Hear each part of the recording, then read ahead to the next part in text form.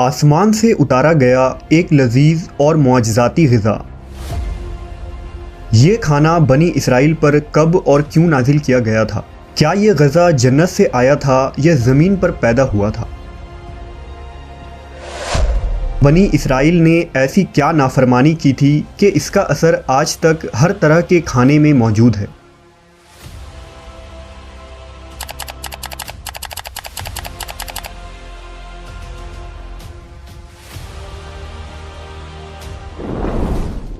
جب اللہ نے قوم بنی اسرائیل کو مصر سے نکالا اور انہیں فرعون سے نجات دے دی تو بنی اسرائیل نے حضرت موسیٰ علیہ السلام کی رہنمائی میں بحر احمر کو پار کیا اور فرعون اپنے لشکر سمیت سمندر میں غرق ہو گیا۔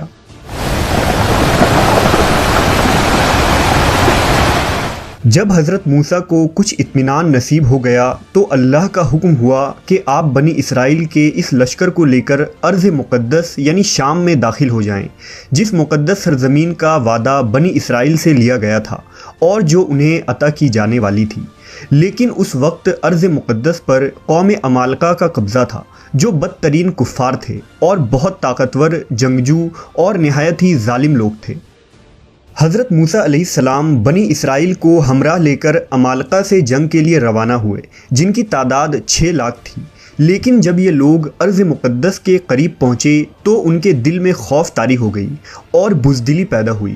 انہوں نے حضرت موسیٰ سے کہا، اس شہر میں جبارین ہیں جو بہت زور آور اور زبردست ہیں، لہٰذا جب تک یہ لوگ اس شہر میں رہیں گے ہم ہرگز وہاں داخل نہ ہوں گے۔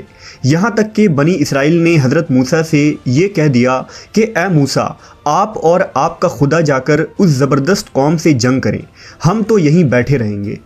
ان کے اس رویے سے حضرت موسیٰ کو بہت صدمہ ہوا، لہٰذا اللہ نے انہیں یہ سزا دی کہ جس وادی میں انہوں نے پڑاؤ ڈالا تھا وہاں 40 سالوں تک وہ بھٹکتے رہے مگر اس میدان سے باہر نہ نکل سکے۔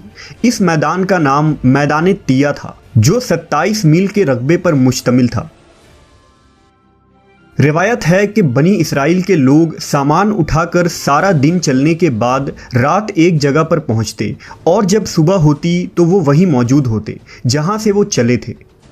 لہٰذا اب بنی اسرائیل اس میدان میں پھنس چکے تھے اور ایک ہفتے میں سب کا سامان ختم ہو گیا تو ساری کی ساری قوم توبہ و استغفار کرنے لگی اور معافیاں مانگنے لگی۔ میدان تیہ میں ہونے والے اس سخت امتحان اور مشکلات کو دیکھ کر حضرت موسیٰ علیہ السلام کو اپنی قوم پر رحم آیا۔ آپ نے اللہ کے بارگاہ میں ان کے لیے دعا کی، لہٰذا اللہ نے بنی اسرائیل کے لیے اس میدان میں بے شمار عطائیں اور نعمتیں نازل فرمائی۔ جب بنی اسرائیل کو پیاس کی شدت محسوس ہوئی تو حضرت موسیٰ نے اللہ کے حکم سے اپنا عصا ایک چٹان پر مارا تو اس چٹان سے بنی اسرائیل کے 12 قبیلے کے لیے 12 چشمے جاری ہو گئے۔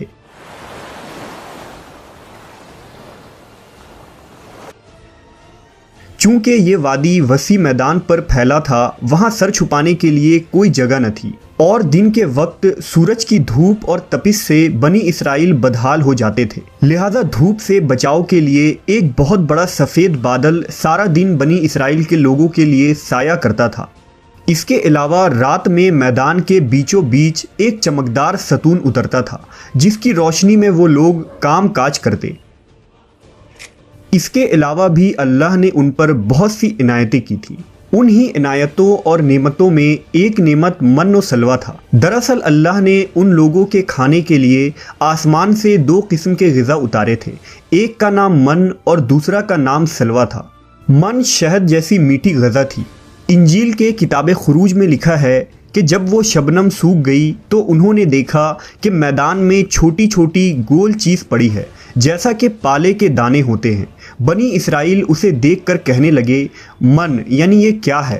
تب موسیٰ نے ان سے کہا کہ یہ وہی غذا ہے جو خداوند خدا نے تمہیں کھانے کو دی ہے، اور اس نے تجھ کو پہلے آزمائش میں ڈالا اور تجھے بھوکا رکھا، پھر وہ من جسے تو اور تیرے باپ دادا بھی نہ جانتے تھے تجھے کھلایا، تاکہ تجھ کو سکھائے کہ انسان صرف روٹی پر ہی زندہ نہیں رہتا۔ من دراصل ایک شبنمی گوند تھا جس کا ذائقہ شہد جیسا تھا۔ یہ گوند وہاں کے پیڑ پودوں کے پتوں پر جمع ہو جاتا تھا اور بنی اسرائیل روز اسے صبح سویرے جمع کر کے کھا لیتے۔ جو ہر شخص کے لیے تقریباً 4 کلو اترتی تھی۔ جو شخص اس وقت سویا رہتا تھا وہ اس دن کے خوراک سے محروم رہتا تھا۔ اور سلوا ایک قسم کا پرندہ تھا جسے بٹیر کہتے ہیں۔ جب شام کے وقت جنوب کی طرف سے ہوائیں چلتی تو ان پرندوں کے ہجوم بنی اسرائیل کے خیموں کے قریب آ کر بیٹھ جاتے، لہٰذا وہ لوگ انہیں بآسانی پکڑ لیتے اور بھون کر کھایا کرتے۔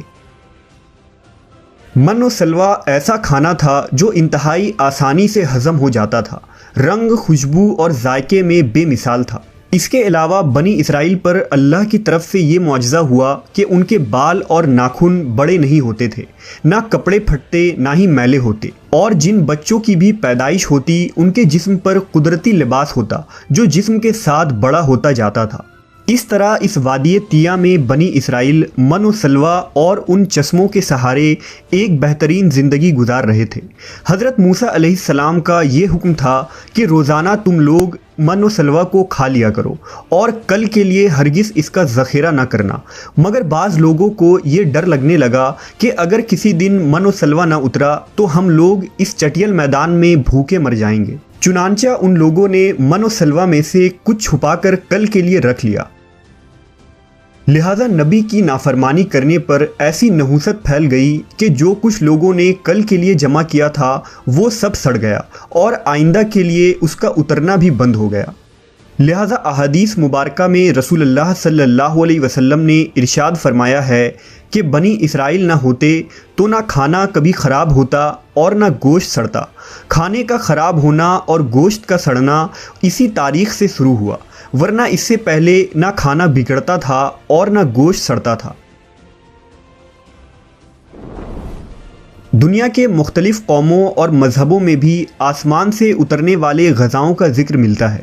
بدھ مت کے روایتوں کے مطابق جب دنیا کا ایک چکر ختم ہو جاتا ہے تو آسمان سے غذا برسنے لگتی ہے۔ اسی طرح ہندو مذہب کے پران رگ وید اور اتھرو وید میں بھی بادلوں سے شہد برسنے کا ذکر ملتا ہے، اور قدیم یونانیوں کے یہاں بھی ایک ایسی آسمانی غذا کا ذکر ملتا ہے جس کا ذائقہ شہد جیسا تھا۔ یہی شہد جب دریاؤں پر برستا تو ان کا رنگ دودھ کی طرح سفید ہو جاتا۔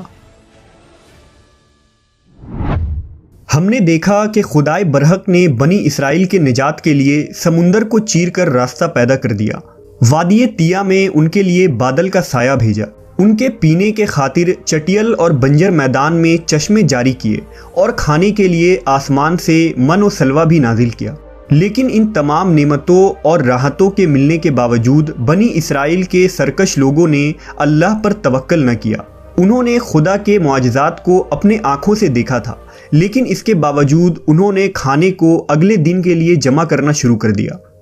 بالکل اسی طرح جب ہم کسی مصیبت اور پریشانی میں پھنسے ہوتے ہیں تو ہم یہ یاد نہیں رکھ پاتے کہ اللہ نے اس سے پہلے ہمارے لیے کیا کیا اور ہمیں کتنی نعمتیں عطا کی تھی۔